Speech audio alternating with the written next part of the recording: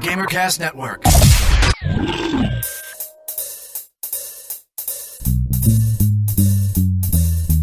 Hey. All right. It's a video game show. It's a video game show. It's not a game show about videos. It's a video game show. Welcome to the GamerCast Network Video Game Show, episode number 84 for Sunday, April 6th, 2008. I'm Chad, and this week for the roll call, when I say your name, tell me the game which most resembles or represents your life. Joining us this evening is Ivan. Oh, you would have to start with me. Probably that Playboy video game that came out a couple of years ago. Because, you know, that's totally nothing like my You life. are the half. Yeah. Let's see. Wow. Jesus. It wasn't meant to be hard. It was just like, you know. I know, dude. You sound like you're passing a stone. I feel like I am. Because there is no video game that's just boring, go to work for 8 hours, come Dude, home, and The then play Sims. World of Warcraft. You're the Sims. Start speaking Simlish to us. Mushuno. Honestly, I don't know that there is a video game anything like my life, and if there was, I don't What about think Second anyone... Life? That one time I was at your house with the flying.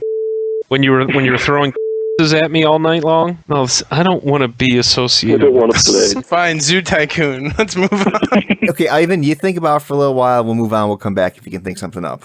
And also joining us is Tom. For the old Atari 2600 Decathlon, so if you remember on that game, you had to grab the joystick and then shake it back and forth really fast to run. So you'd just be running the race, shaking the joystick back and forth, and it would cause your arm to hurt, and you would be in an incredible amount of pain, and that's most like my life. And also joining us this evening is Keith. I would have to say Sid Meier's Civilization. Because I often go out and conquer things. And if Phil was here, his answer, I'm sure, would be wow. Literally, he would just be like, wow, dude.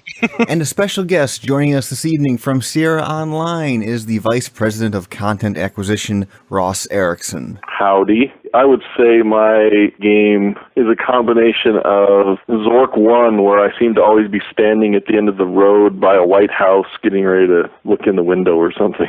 That's not creepy. And maybe it combined with Hot Shots Golf, just because at my age I'm starting to look like Mel and have a swing like him as well. I'm certainly not Tiger Woods, so I got to go with Hot Shots Golf. Ivan, do you have any more thoughts? Let me explain before you mock me. Something like Grand Theft Auto or Crackdown, but not in the way you're thinking. Mainly because there's heavy driving portions in those games. You're just, driving around the city, because that's kind of my life. To and from work, to and from daycare. I'm thinking maybe you sound like a meeple in Carcassonne. Yeah. Just walking down the road, Yep. building a town, starting a farm. My answer, because I'm constantly involved in editing and hating things, I'm just going to say Max Payne. Not for the action, mainly just for the title. Max Payne. Right on. I can go with that. This week on the GamerCast Network. Sarcastic gamers boycotting Battlefield Bad Company. Tune in to find out why you should and how you can join the fight. This week, the gang at Uncle Gamer talk about the latest updates for the PlayStation 3. Is Sony back on track? Boost your gamer score with the latest tips from Achievement Junkie. Tune in to Podtacular for the biggest stories in the unofficial Halo universe. Spider-Monk Entertainment gives Gamertag Radio an exclusive podcast interview about their upcoming Xbox Live Arcade game called Rugu. Can you believe this game was created over a dream? Head over to GamerTagRadio.com for all the details. Discover the website that brings you all these great episodes and headlines at GamerCastNetwork.com. Next topic. People who have been listening to the show from the pre-GamerCast Network days will remember that Ross was on long ago. Back then, he used to work for Microsoft as the worldwide portfolio manager for Xbox Live Arcade. He was working with devs and publishers to get games onto Xbox Live Arcade. So about a year ago, he left Microsoft and went over to Sierra Online, where he pretty much does the same thing, except now he's working with devs to get games published by Sierra. onto online services like XBLA, the PlayStation Network, and WiiWare. We want dirt now that you've been out of Microsoft for a year. Dirt. Give us all the dirt about Xbox Live Arcade. You do realize who's still buttering my bread, though, right? I still have to sell stuff and get stuff approved by those guys. Well, Ross, if I had a game idea, what's the magic trick if I wanted to get a game on Xbox Live Arcade? The way we do it, it's done a fairly straightforward way as a publisher. Our concepts have to get initially internally greenlit first, and then we take that and there's a standardized form that we fill out and send that into Microsoft. And it gets reviewed by a couple layers above that and eventually goes to the Live Arcade team, and they're looking at that, of course, in terms of relevance of that in the overall portfolio, make sure they're not trying to duplicate somebody else's idea that's already 6 months into production or something. But did you say a couple layers of the Vatican? No. Well, sometimes Your you wonder, Eminence. right? Hit the ring and see if I can get my title on XBLA. How many games did you get that just stunk? I've turned down a number of them. Some of them, ironically, showed up anyway later after I left. I personally did not like Poker Smash the first time I saw it. And it came to me when I was at Microsoft and I looked at it. I really didn't see the magic in that game much. The demo and the prototype that I played of this sort of seemed like it played itself. You start creating some combos that start creating these cascade effects, sitting there for a few seconds just watching the game play itself because it's combo after combo. To call it Poker Smash was one thing, but I mean, it uses just poker as a scoring mechanic. Obviously, no poker betting. The game just never really charmed me at all at first. And I said, guys, I just think we're going to pass on this one. Time passed, and obviously went back to some predecessors of mine, and they looked at it and said, yeah, we'll give this a whirl. And, to their credit, I think they did a good job of really making it about as polished as you can make it, and some people really enjoy that kind of game. So, I'll be the first to humbly admit, yeah, maybe I was wrong in turning it down the first time, but, when I first looked at it, it just didn't really do much for me. At Sierra, how many independent developers do you evaluate? I'm probably looking at a good 7 to 10 new concepts every week. Wow. And that's not just individual developers. Those are also, multiple projects from the same developers as well. I have one developer who I've literally got a ream of 26 different concepts that I've been looking through and with them over the past year. Now, are you just talking about 20-page spec that maybe have concept art, or are you getting actually a developed kind of a demo? They really range from all over the place. And in fact, I even recommend developers do this with us first, is not even do the 20-page spec, but even a simple one-pager, which is a plot line description of what the general game is, what the fundamental mechanic of the game is. I recommend we start more at the high level first, so as to rule out replications of efforts or things that just frankly aren't that good, and why waste a whole bunch of time writing a big 20-page spec if it's just not going to fly. So what do you prefer, the one-page spec or a tech demo? From my standpoint, which is better, it really depends a little bit on the... Sometimes I've actually seen prototypes and demos backfire because they're so early on that they don't really necessarily communicate very well without additional information what the sort of comprehensive view of the whole game is. Sometimes they're not interactive like videos. If you just saw a 10-second video clip of Geometry Wars playing, you'd kind of go, this looks not terribly exciting. And so you kind of want to start seeing the bigger picture. And what's the most outrageous thing a developer has done to get your attention? Well, I don't know so much about attention, but if I could maybe change that slightly to say what's the most outrageous game I have ever seen, and the developer will remain nameless, but it was a game about you playing an olive. And I'm talking about the kind you stick in a martini glass. That's sweet. and the olive is sentient. And as the olive, you are dealing with various environmental challenges and puzzles, and you deal with this environment by attaching various things to the pimento that's in your olive. Your olive becomes sort of robo-olive. I was speechless after reading this, honestly. So like the olive had like stats, you could level it up? You were manipulating the pimento. Well, that's kind of how you played this game. That sounds dirty. It was so wacky. There's part of me that goes, I wonder if something so crazy actually could maybe even work, if it could be made, proven to be fun. But on the other hand, this is such a high risk. Would anybody even bother to take this thing seriously? Next topic. Are we ever going to see another King's Quest out of Sierra? On many occasions, I've been asked and have also initiated the conversation about what should we do with all of these old adventure IPs like King's Quest and Gabriel Knight. And I'm not sure if the recipe for success is just simply replicating the old game and just updating some new pixels on the screen. I think we need to go beyond that. I think the gaming audience has gone past just a traditional point-and-click adventure where, pixel hunt. And the one that I'm looking to and I'm kind of rooting for in the background is the new Sam & Max game. games that have come out from Telltale, and they've been very episodic in nature. There's traditional kind of storytelling elements, but with this episodic nature of having an overarching story arc that spans between episodes and kind of much like series on TV, kind of leaves you with a cliffhanger moment and that it gets you coming back to another episode, in a week later. The question is, what do you do inside that entertainment that makes it fun? Is it puzzle solving, or is there more arcadey twitch elements with the controller in your hands, or combinations of the two? And I think it fundamentally starts with great storytelling and story writing. What is the tale to tell with Leisure Suit Larry nowadays, or with Roger Wilco and Space Quest? The risk you play there, of course, is in today's market. This has been, 15 plus years since the last real retail Larry game came out. We will not speak about the last Larry game that came out a couple of years ago. But then how many people in today's market even know who Leisure Suit Larry is, or King Graham, or Roger Wilco? We do, but who cares what kids want? But even, kind of 18 to 30-year-old crowd, kind of grown up playing more of the console games, are they going to know those, and is that IP going to have value to them? We have to make a great game. It's it starts and finishes with that. Next topic. Do you guys sit around and talk about, and I know you're on online distribution, but what is your view on the state of PC gaming today? Well, I think it's in a somewhat challenging space.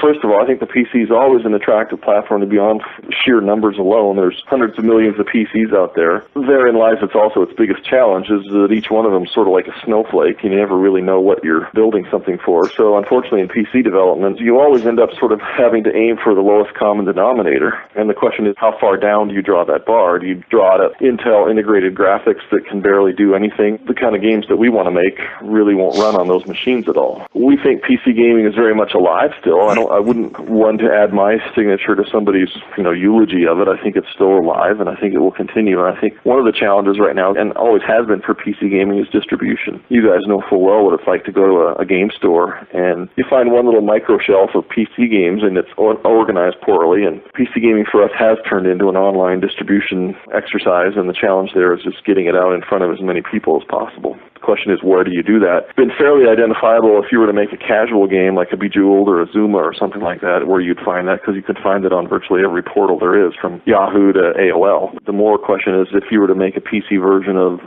Assault Heroes or Carcassonne, a fairly a deep strategy game, where do we sell these where we can get the most return on the cost of development? And right now, Steam has been that place that hopefully Microsoft will really kind of get going on this Games for Windows initiative that is sort of creating a portal for more traditional hardcore kind of games, kind of Steam-like, I guess. Speaking of that Xbox Live arcade-like service for the PC from Microsoft, have you guys heard anything more about that? Or is it still in the early stages? Well, it is certainly from our side, because I know how long it takes to make games, right? And in order for us to support an infrastructure like that, we would have to have a lot of details, and we haven't got those details at this point. So you put two and two together, you know how far out, at least we are, from developing and some supporting titles for that type of a platform. But I think they'll get there. So what's the viability of there being a Sierra/Activision/Blizzard online distribution social networking system for the PC? I would say that may already exist. I think it's called WoW, isn't it? Next topic.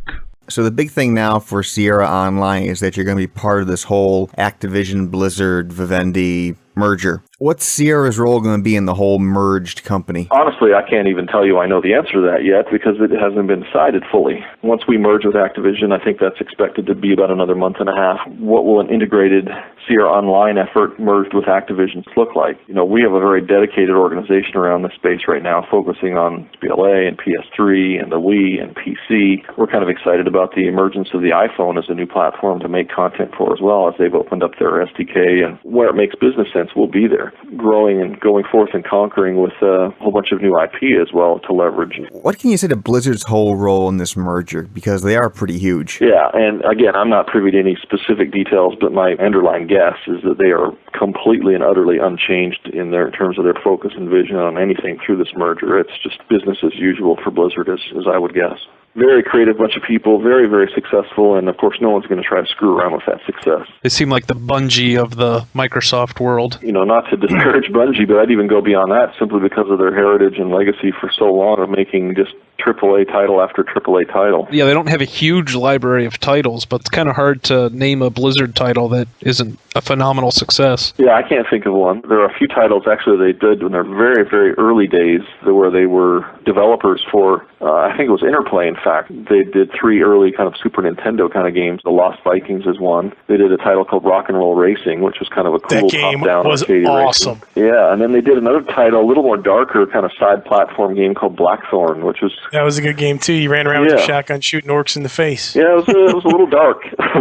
Truly, I would love to have access to some of those IPs to even consider remakes of those games on Xbox Live Arcade or PS3. But I'm sure Blizzard's not going to do a lot with them. They're probably pretty busy with their other stuff. Obviously, anything that comes out that says Blizzard, even associated with it, has this inherent expectations of just uber quality, right? And if they're not writing it internally, there's obviously a big challenge of whether they would want to have their, the branding of Blizzard associated with it, which means you probably can't call it Lost Vikings 2 or Rock and Roll Racing 2, or, there's an inherent challenge of just how to figure out what to do with those franchises. And for the time being, we're just kind of leaving them on a shelf for now. Are you guys throwing down the gauntlet at EA now? You mean Sierra Online? In terms of the overall, bigger picture between corporations, certainly wouldn't guess that there's an expectation of, trying to just be bigger for bigger's sake. It's just a question of just trying to grow the market and build more and more successful brands. And then these days, it's about leveraging where you take those brands into other media places, from television to movies to music to, everything else. Just don't hire Uwe Boll for anything, please. I think that's pretty safe. We're to do Carcassonne the movie, basically, and call it the movie as an April Fool's joke, maybe, Next topic. I think for right now, we're going to save the rest of our interview with Ross for the next episode. Next week, you're going to hear about some of the upcoming board games for Xbox Live Arcade. But right now, Ross is going to stick around and we're going to cover some brief news stories from the last week, as well as some mail. So last Tuesday was April Fool's Day. I hate this day. Me too. I used to not hate it before the internet. Like, the internet screwed up April Fool's Day. I have a limited amount of lunchtime at work where I can actually do something without people bugging me. So I hit a couple websites like Joystick and WoW Insider. And doing a couple jokes is one thing, but WoW Insider completely revamped their site and called it Hello Kitty Online. And it was all about the Hello Kitty MMO, which meant all of the content was just this bogus Hello Kitty stuff. My lunch was ruined that day. There's a difference between trying to slip in a couple jokes here and there just to see if you can fool somebody and just going completely over the top. It was blatantly obvious. When you go to WoW Insider and it says, since there's nothing new going on with World of Warcraft, we've decided to change formats to Hello Kitty Online. Yeah, how many people did you actually fool into thinking that? Yeah, my thing is now pretty much anything on a news item on that day, by default, I just disregard and discount. If somebody seriously wanted to publish a piece of news that day, they'll wait till April 2nd. Dude, that's the day to commit an assassination. The only one that I thought was interesting was in Guild Wars. They actually changed all of the players to stick figures. Oh, that's cool. People still play Guild Wars? Okay, yeah, that's a joke too, I guess. April Fools. Next topic. One big piece of news that came out this last week, EA announced Madden 09. The bigger news is that this year, they're not bringing out Madden 09 for the PC. They are scrapping that version of it. EA Sports president Peter Moore, who has a blog now, said that the PC platform is a serious business challenge for EA Sports, and they had to cut some PC versions of games. And one of the cuts was Madden 09. Sure, that makes sense because the DS version, I'm sure, is selling millions of copies. Well, here's the funny thing. On Peter Moore's blog, apparently they had the comment talkback stuff, and all the PC people were kind of unhappy. So in other words, Tom was just typing furiously and bitching? No. I was going to say, as a representative of the PC people, I am not at all. PC people? At all. I mean, honestly, I've never played Madden on the PC. Who would want to do that? Because if you're going to play, you're going to have to buy the USB gamepad anyways. That's one game I don't want to play with the keyboard and mouse. Here's their bigger issue is, okay, so Madden 09 is not coming out. What other NFL licensed football game should the PC people play? Pick one. Oh, they don't get to play anything. Till 2012 now. you want to look for a reason why, it's probably Peter Moore's going to turn around to the PCI and say, when was the last time you bought a football game on the PC? Truly, what was the market for it? If nobody's going to buy it, why should they go and spend the money, which is not insignificant, to make it? I think the big point here, though, is that PC gamers have no choice now. They do not get a football game at all. I understand that, it might not be cost effective for them to create a game. That's why I don't like monopolies. That's why I don't like franchise rights and things like that. It would not surprise me, though, honestly, that if some other company truly had a business proposition of saying, well, we want to make an NFL game on the PC, that they would go to EA and license or sub-license out the rights to do that. I would be not surprised to see that EA would say, if you want to go for it, there would be a business arrangement for it, of course. Yeah. But why would anybody else bother making one anyway? They have the same access to the same data. If no one's buying football games on PC, I'm not saying that's true of all sports games, but certainly for NFL football, I think the die is cast here. As for the DS, I don't know. I mean, I kind of picked up the sarcasm, but I've never played it. I don't know what it's like, but it might be actually okay for the guy who's traveling or, on the bus or the train a lot. Has anyone here played a DS football game? Not me. No, I can't say that I have. Well, there we go. See, that could be a whole thing we're missing right there because we're all busy playing Warcraft. No, just kidding. You're not allowed to make that joke anymore, by the way. I said we. Did I not say we? I said we. I know. We. I'm just saying. You can't be bitter about the fact that we play Warcraft because you're one of us now. Next topic. Last week we talked about how Ubisoft now totally owns Tom Clancy, the name Tom Clancy. I think part of the deal was they actually own Tom Clancy himself as well. Write another book. Monkey. It better be a bestseller. Stop crying. Just write. I can see a little Tom Clancy in a loincloth writing a book. The shackle on his Now wait, ankle. you went to loincloth. That's an area we didn't go to, sir. You could put a monkey in a diaper. I'm picturing Tom Clancy in a diaper. Okay, Tom Clancy in a diaper or a loincloth. Your pick, I don't care. Neither one of them's a very nice thought. He's not an attractive man. No, he's not. He's not attractive. He's worse in a diaper. Aren't we all? I've heard that Bob's not. But... You've heard wrong. Well, Ivan said you look quite attractive in a diaper. Yeah, but Ivan has flying at his house. His vote doesn't count. That's your fault, though. You're the one who keeps coming over here and hucking him at my head. At the 1 hour and 50 mark, this is the point where the podcast goes off the tracks and into the ditch. Oh, no, this is normal. Okay, but back to the story here real quick. Ubisoft is now bringing out Tom Clancy's Hawks, which is High Altitude Warfare X. Yeah, that's a lot of adjectives. Yeah, this is going to be a flight game a la the Ace Combat series. Wait, is this based off a real Tom Clancy book? I don't know. I'm not sure what this is based off of. I looked up real quick flight stuff associated with Tom Clancy. He's only done like a couple reference books. It sounds like them just using, obviously, their deal they made with Tom Clancy for use of his name. But wait, there's precedence for this even in the literature world because I've gone to the bookstore and you'll see, like a paperback book and it'll say Tom Clancy's 'S. Yeah. Such and such, like Op Center. You have to actually pick up the book to realize that it wasn't actually written by Tom Clancy. It just quote unquote takes place in the Tom Clancy universe. Did you really need quotes there? What'd I say? You said quote unquote. Yeah, quote unquote. I'm just saying, did you really need quotes for that? Were quotes a necessary thing to put into your statement? Are you air quoting right now, by the way? Just so I can see it in my mind's eye. I'd have to hear the playback. I can't recall now. Okay. I think this is the problem that they were going to run into, though, when they bought the rights, was that let's capitalize on this guy's name. Just bastardize his name. I think you're right the first way. So, Ivan, I know you played Ace Combat 6 for the 360. What do you think about the fighter jet games on the consoles? I played Ace Combat and I enjoyed it. Well, if I didn't get the game for free, I don't know that I would have bought it. But when I did get it for free and I played it, I enjoyed it. Namco came out with that game with the specialized flight stick and throttle control yoke thing. And it's hyper expensive, mind you, and I've never seen one. But, money aside, that could make the difference for me playing a game like this. Maybe I'm a flight sim snob, but I want to feel like I'm playing a plane. I want my hands in a sort of semi-authentic like stick. Were you a fan of X-Wing versus TIE Fighter? Oh. That game rocks. Yeah, dude. The whole X-Wing series was great. TIE Fighter even by itself.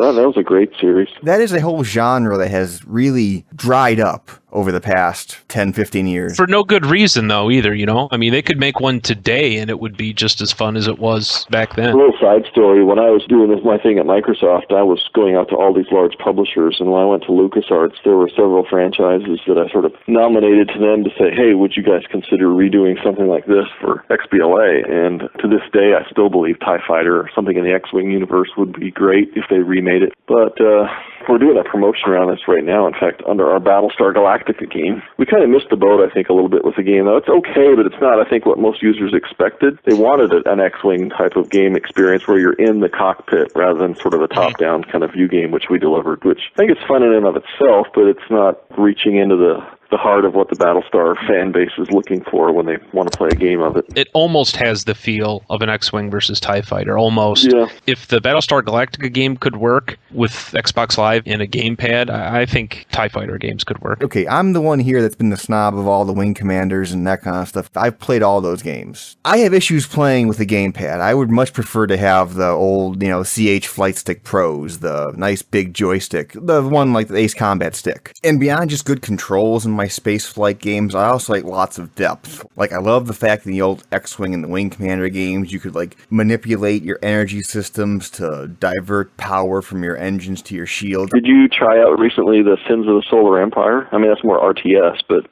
still very detailed space. Yeah, I've played that one. I started playing it and my head exploded at the level of depth in that game because you can zoom out to the level of the universe. It's right now on my shelf of shame because I spend all my time editing. We spend all our time on Warcraft. Yeah, if you guys could just play other video games inside of Warcraft to gain XP, that would be That would be awesome. Next topic.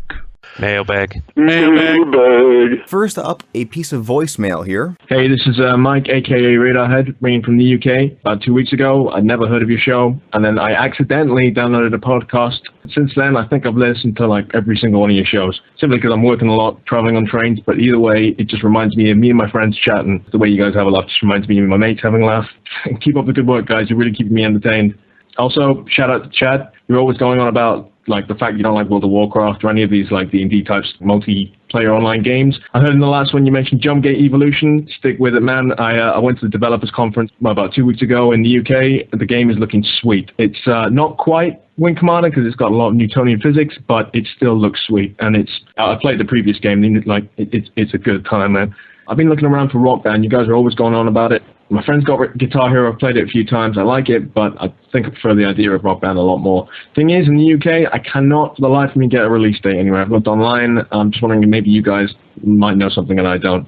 Anyway, thanks a lot. Bye. To his question on Rock Band for Europe, I looked around a bit and couldn't really find any solid official news. The only thing I found were a couple rumors on NeoGAF. The latest rumor was that Rock Band for the 360 is coming out this May for about 170 euros, which is about 270 American, and it's going to launch in the fall for the PlayStation 2 and 3. Now, that's all rumor and speculation, but that's all I could find. Sorry.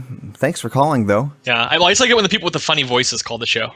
Just more funny voices. Better than your accent there, Tom, by the way, so. True. Next topic.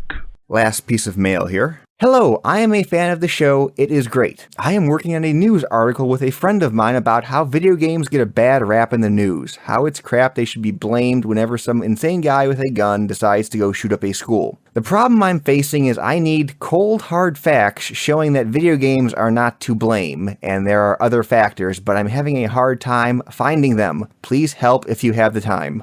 From Merrick. Unfortunately, there are no cold hard facts, because if there were, this argument would be over. Unless he cites our show as an authority. Yeah. All I could say is the same thing used to be said about dancing. The same thing used to be said about music. I mean, everything has been the downfall of man. And Kevin Bacon proved him wrong in each and every step of the way. To what Keith just said, over in Massachusetts right now, there's a bill under legislation which wants to ban the sale of M-rated games to minors, basically making it an offense. And in defense of video games and over this whole bill in general, Stephen King wrote an editorial basically saying the same thing Keith just said. Games and pop culture are the easy targets. and really he thinks the responsibility should be carried by the parents and not the lawmakers. Well, I don't understand this myself because I'm a parent, right? So I'm right in the middle of this issue. I have 4 kids. The oldest one's 22, so he's sort of out of this picture. But the other 3 are, 18, just turned 18, or no, he's 17 right now, sorry. Oh, wait a minute, I don't have kids. Way to know your kids. I know, like, how old are you and who are you again? But, I mean, I got a 12-year-old and a 16-year-old, too. And this is a non-issue for me. My kids aren't wandering aimlessly into Best Buy trying to buy Grand Theft Auto. If a retailer is simply doing their job, which is already established, why do we need more laws? There's 2 things there. One, if the retailers are doing their job, it's a non-issue. And if they're not, if they manage to get their hands on a copy of the game, they have to play it somewhere, and that's where the parent comes in. Right. If a 14-year-old wants to play Gears of War, they're going to get their hands on it. I mean, how naive do you have to be to not think that? So the question then is, how involved are you in your kids' lives? Simple as that. I have Gears of War and Halo and a whole bunch of other M-rated games here, and I don't have them in a lockbox, and I'm not home with my kids 24/7, but I know they don't play them because that's just the way Place a hair on top of the cartridge. And that way, if they touch it, you know that the hair has been moved. I just don't want the government to impinge freedoms that have everything to do with me just doing my job. I'm 34 years old. I don't want to have to present ID every time I want to buy an M-rated game. If that's what it's going to come to, where they just card everyone. They come in brown paper bags. Buy them at the liquor store. Dude, that would be sweet to be able to pick up a 12-pack in a video game. Look, this is an election year. This is just pure political grandstanding, as they always are, right? Fundamentally, I don't think these things are intended for anything other than for someone to say, I'm pro-family. Look what I've done. I'm anti-family. My own casual, out-of-my-ass observation that has no quantitative data to back it up at all. Isn't television still a more dominant media as far as influencing people? So I think this comes down to video games are just an unknown to people who are in Congress. Unknown always looks scary. But how hard is it for the politicians to grasp the fact that today's average age of a gamer is 34 years old, and that I think last year, of all of the games released, 6% of them were M-rated. I don't know if those are 100% accurate, but I got this from the ESA at a conference I attended not long ago. Because the ESA isn't giving Congress enough money. We need a better lobby who's able to pay out more money. That's why we don't have it, because our lobbyists suck.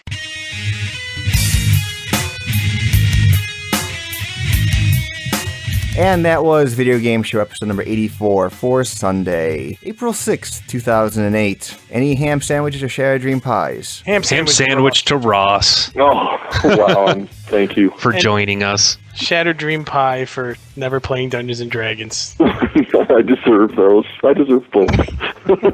One other quick thing here, our friends at Game Trailers sent me an email a couple days ago asking us to tell our listeners about a big show they're having this Friday at midnight on Spike TV. There's supposed to be some big announcements for some upcoming games, so go check it out. And as usual, send your comments, questions, queries, or concerns to the mailbag at videogameshow.org, Skype us at videogameshow, or call us at 320-300-GAME. That is a standard long-distance call, and all normal fees apply. And that's a wrap. Good night.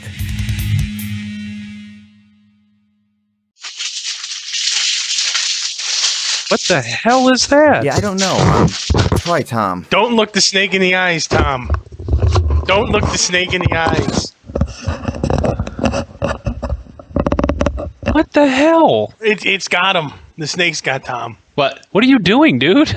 I just put my headphones on. Sorry. I had a bag of Tostitos, so just nothing but ruffling. I broke out into a Mexican hat dance and busted out my maracas.